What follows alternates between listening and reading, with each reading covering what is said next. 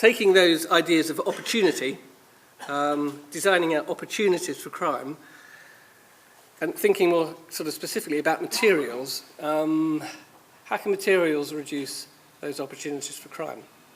And what I've done here is try to sort of set out in a rational way, if you like, how I think materials can do that.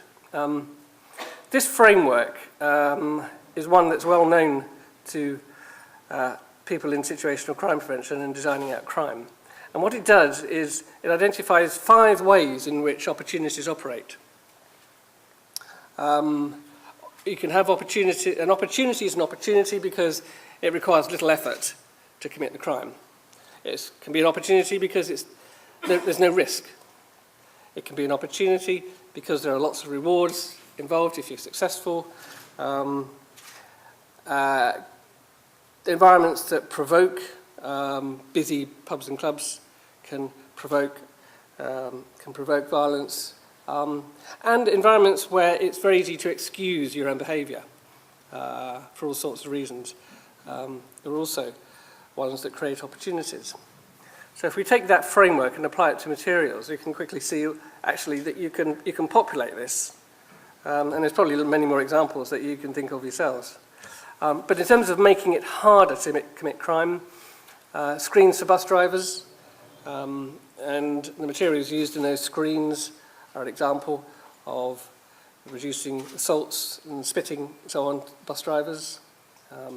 Clothing, protective clothing for police officers, others, even kind of general members of the public now with Kevlar and all the rest of it.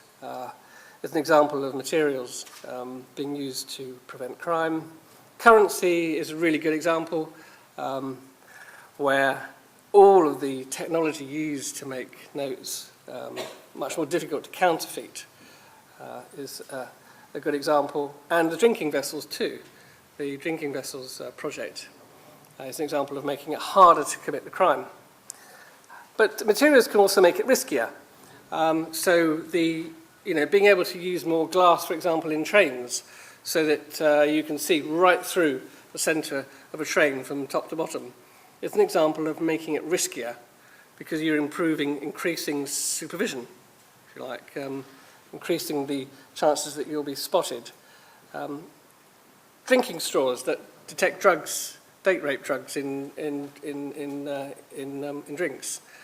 Drinking straws that change colour, that detect. That's a way of making it riskier to commit crime. And it's an example of using material to do that. The use of smart water and nanotechnology also.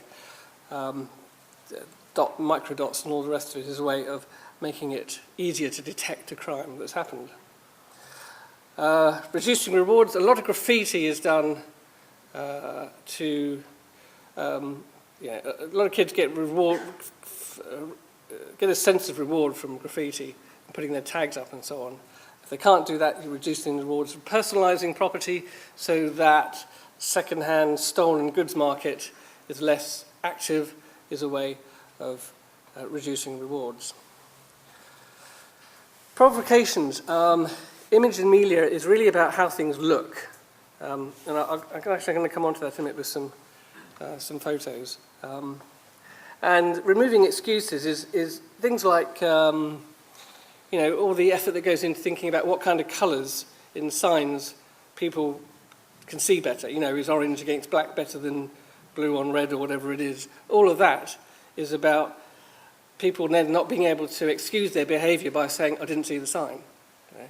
And it's a way of using this kind of technology to stop them, we all do that, removing their own excuses.